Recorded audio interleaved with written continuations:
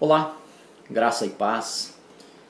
Neste pequeno vídeo nós vamos dando sequência aos estudos bíblicos. Nós vamos trabalhar apenas com um versículo no livro de Isaías, seu capítulo 12. Apenas um versículo nós vamos meditar aqui. Leiamos. E dirás naquele dia, graças te dou, ó Senhor, porque ainda que tiraste contra mim, a tua ira se retirou e tu me consolaste. Pois bem, o profeta Isaías, que viveu entre 700 e 800 anos antes de Cristo, ele é tido como profeta messiânico, porque a profecia de Isaías aponta para o Messias. Então, o contexto do livro, o texto do livro, ele profeticamente, ele diz respeito à vinda de Cristo pela primeira vez, e há versículos também escatológicos, apontando para milênio, para arrebatamento da igreja, etc. E nós vamos tentar dissecar de uma forma bem singela, bem simples, este versículo que nós acabamos de ler. E dirás naquele dia. Então, vejam bem, a despeito da abordagem histórica de Isaías, ele estava falando sobre Israel, estava falando sobre a restauração do povo de Israel após uma ira de Deus contra Israel.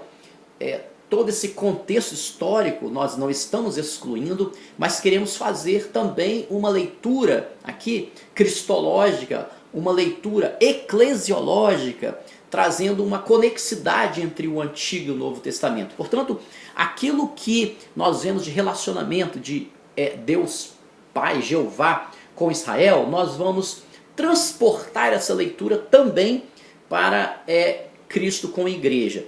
E nós vemos aqui neste versículo, podemos fazer uma proposta aqui de uma leitura, de uma conformação trinitariana. Deus Pai, Filho e Espírito Santo. Então nós vamos voltando aqui. E dirás naquele dia, não tem um cunho, a despeito da historicidade, a despeito do fator histórico, nós começamos a fazer uma interpretação profética. E dirás naquele dia, nós estamos falando então de futuro, dirás naquele dia, um dia que ainda vem. Portanto, aqui Isaías traz uma conotação, vamos dizer assim, profética. Também voltado para uma cristianização do teor da profecia. E dirás naquele dia, graças te dou. Então vamos trabalhar aqui. O texto começa falando de graça, que é aquele conhecido conceito de favor imerecido. Deus amou o mundo de tal maneira que deu seu Filho unigênito e tal. Então é a doação de Deus para a salvação do homem. Então o texto começa profeticamente, e Isaías aqui se coloca, vamos permitir essa interpretação, Isaías aqui se coloca como a humanidade em si. É como se ele estivesse se colocando como o homem, generalizadamente, e ele diz, dirás naquele dia, graças te dou, ó Senhor. Esse ó Senhor vem acompanhado de dois elementos aqui interessantes. Ó, que a interjeição é a expressão de um sentimento de gratidão, como se o profeta estivesse derramando a sua alma perante Deus. Ele diz, ó Senhor, ele também reconhece um senhorio de Deus. E dirás aquele dia, graças te dou, ó Senhor, porque ainda que tiraste contra mim. Então vamos fazer uma leitura aqui da humanidade, vamos fazer uma leitura cristã desse texto. Esse início nós vemos uma ênfase em Deus Pai. Também estamos trazendo uma leitura, uma conformação trinitariana, de Deus Pai, Filho e Espírito Santo. Graças te dou, ó Senhor, está falando de Deus Pai, ainda que tiraste contra mim. Então, em termos de humanidade, quando que Deus se irou contra o homem? Exatamente no Éden, na expulsão. Então nós vemos esse versículo aqui, o versículo simples, pequeno, mas aqui ele exprime, ele expressa, ele sinaliza todo um projeto de redenção de Deus para com o homem.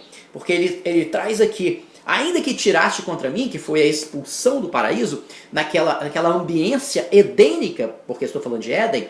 Então na ambiência edênica, o homem quebra, ele rompe, há uma ruptura de criador com criatura, então é a ira de Deus que expulsa o homem do paraíso.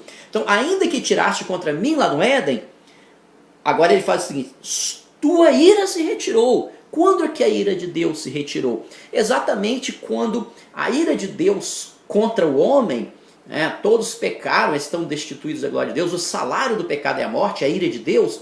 Então essa ira de Deus contra o homem, ela é retirada e canalizada em Jesus na cruz do Calvário.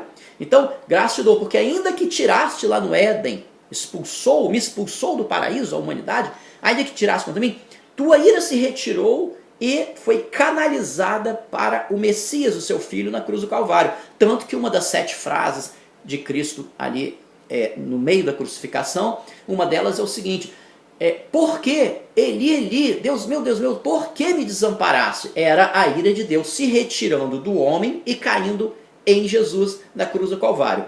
Então, ele diz o seguinte: ainda que tirasse de mim, tua ira se retirou do homem indo para Cristo. Nós vemos aqui então a ênfase do Pai, da ira, graça do Senhor, tudo aqui com Deus Pai, Jeová, Elohim, indo agora para o seu Messias, se retirou, indo para o Calvário, a tua ira se retirou, e no final ele diz o seguinte: e tu me consolaste. Então Jesus vai dizer o seguinte: eu não vos deixarei órfãos. Os ouvintes poderão ler isso lá no capítulo 14, salvo engano, versículo 16 do livro do Evangelho de João. Eu rogarei ao Pai que envie um outro Consolador. Ele diz outro, porque ele também era Consolador. Quer dizer, um outro Consolador que ficará convosco para sempre. Então a ideia aqui é de eternidade, a ideia aqui não é temporário, a ideia aqui é um projeto desde o Éden até a eternidade. Porque ainda que tiraste contra mim lá no Éden, no jardim do Éden, tua ira se retirou, porque a ira de Deus foi para outro jardim, saiu do jardim do Éden e foi para outro jardim, que era o jardim de Getsêmani, que era o Calvário, foi para outro jardim, um segundo jardim, e tu me consolaste, porque aí é o Consolador que vai para um terceiro jardim, que é a eternidade, a Nova Jerusalém. Tu me consolaste, porque aqui nós vemos no final a ênfase aqui no Espírito Santo. Então, você tem Deus Pai, Deus Filho e Deus Espírito Santo num versículo só. Nós podemos aqui encerrar esse pequeno trecho falando do amor de Deus e da redenção do projeto salvífico, cristológico, messiânico para os seus escolhidos. Que Deus abençoe, graça e paz da parte de Deus.